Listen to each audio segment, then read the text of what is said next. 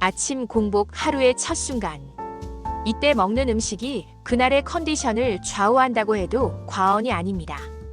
그런데 몸에 좋다고 믿고 먹었던 음식들이 실은 공복에 먹으면 건강을 해치는 주범일 수 있다는 사실 알고 계셨나요? 무심코 먹은 한 입이 위장에 자극을 주고 혈당을 요동치게 하고 심지어 만성 질환의 시작점이 될 수 있습니다. 지금부터 공복에 절대 피해야 할 음식들. 아마 들으면 깜짝 놀라실 수도 있습니다. 첫 번째는 커피입니다. 깨어나자마자 커피 한 잔으로 하루를 시작하시는 분들 많죠. 하지만 공복 상태에서 커피를 마시면 위산이 과도하게 분비되어 위 점막을 자극하게 됩니다. 그 결과 속쓰림, 위염, 소화불량까지 이어질 수 있어요. 심지어 카페인으로 인해 혈압과 심박수가 상승하면서 불안감, 두통이 더 심해지기도 합니다. 커피는 식사 후에 마시는 게 가장 안전합니다. 두 번째는 바나나입니다. 아침 식사 대용으로 바나나 하나만 드시는 분 많으시죠? 그런데 바나나는 마그네슘과 칼륨이 풍부한 과일이라 공복에 섭취하면 혈중 마그네슘 수치를 급격히 높이면서 심장 기능에 일시적 부담을 줄 수 있습니다. 특히 심장 질환 병력이 있는 분들에겐 절대 피해야 할 과일이에요. 그리고 당분도 꽤 많기 때문에 혈당을 급격히 올릴 수도 있습니다. 세 번째는 감귤류 과일입니다. 오렌지, 자몽, 레몬처럼 신맛이 강한 과일들은 산도가 높아 공복의 위산과 만나면 위 점막을 심하게 자극하게 됩니다. 그 결과 속쓰림, 위산 역류, 심지어는 식도염 증상까지 유발될 수 있죠. 비타민 섭취를 위해 아침에 먹는 분들이 많지만 식사 후로 미루는 게 안전합니다. 네 번째는 요구르트입니다. 유산균은 장에 좋지만 공복에는 거의 소용이 없습니다.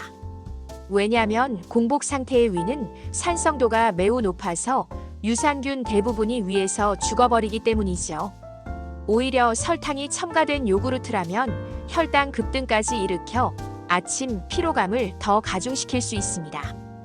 유산균을 제대로 살려서 섭취하고 싶다면 식후가 정답입니다. 다섯 번째는 토마토입니다. 의외라고 느끼시는 분들 많을 겁니다. 토마토에는 타닌산이라는 성분이 들어있는데 이게 위산과 결합하면 위 내부 산도를 높여 위장을 심하게 자극합니다. 특히 위가 약한 분들에겐 부담이 될 수 있어요. 토마토 주스 역시 마찬가지입니다. 여섯 번째는 정제 탄수화물, 특히 식빵이나 단팥빵, 도넛 같은 흰 밀가루 기반 음식입니다. 공복에 이런 음식들을 먹으면 빠르게 혈당이 상승하고 급격한 인슐린 분비가 일어나면서 이후 더 큰 피로감과 공복감을 불러옵니다. 식사는 했지만 더 허기지고 더 쉽게 지치는 느낌. 혹시 경험해 보셨나요? 일곱 번째는 찬 우유입니다. 우유는 단백질과 칼슘이 풍부하지만 공복에 차갑게 마시면 위장 운동을 둔화시키고 소화불량이나 복부팽만을 유발할 수 있습니다. 특히 유당 불내증이 있는 분들은 설사나 복통까지 동반될 수 있으니 아침엔 따뜻한 물이나 미지근한 음료로 위장을 먼저 깨우는 게 좋습니다. 이건 안 된다, 저건 피해야 한다는 이야기를 듣다 보면 결국 그럼 대체 뭘 먹으라는 거야? 하는 생각이 드는 건 당연합니다. 그러면 이번엔 반대로 아침 공복에 먹으면 위와 몸에 좋은 음식들, 즉 속 편하고 활력까지 주는 진짜 건강한 아침 식사를 알려드리겠습니다. 4060대 중장년층이라면 특히 위장과 혈당 관리에 민감한 시기이니 이 리스트는 하루를 부드럽게 시작할 수 있는 비밀 병기입니다. 가장 먼저 추천드릴 음식은 미지근한 물 한 잔입니다. 너무 흔한 말 같지만 진짜 중요합니다. 자는 동안 우리 몸은 수분을 잃고 혈액은 끈적해져 있습니다. 이때 미지근한 물을 한 컵 마시면 체내 순환이 부드러워지고 장 운동도 자연스럽게 촉진됩니다. 위벽을 자극하지 않으면서 위장에 준비하라고 신호를 주는 가장 부드러운 시작이죠. 두 번째는 삶은 계란입니다. 단백질이 풍부하고 소화도 잘 됩니다. 특히 노른자는 위 점막을 보호하는데 도움이 되는 비타민 어와 D가 풍부해요. 단백질이 공복감을 오래 억제해주기 때문에 과식을 막는데도 효과적입니다. 계란 하나에 소금 조금, 이게 아침 공복 최고의 한 끼가 될 수 있어요. 세 번째는 오트밀 또는 귀리죽입니다. 부드럽고 따뜻한 식감 덕분에 위에 부담이 없고 식이섬유가 풍부해 혈당 상승도 천천히 이루어집니다. 게다가 장까지 청소해주는 느낌을 줍니다. 여기에 견과류 약간이나 바나나 12개 정도를 소량 넣으면 맛과 영양이 더욱 균형을 이룹니다. 단, 꿀이나 설탕은 넣지 않는 것이 핵심입니다. 네 번째는 고구마입니다. 특히 쪄서 먹으면 속 편하고 든든합니다. 고구마는 복합 탄수화물이기 때문에 혈당을 천천히 올려주고 포만감도 오래갑니다. 식이섬유도 풍부해 장 건강에도 도움이 되죠. 단, 공복엔 생고구마나 튀긴 고구마 말고 찐 고구마가 정답입니다. 다섯 번째는 죽입니다.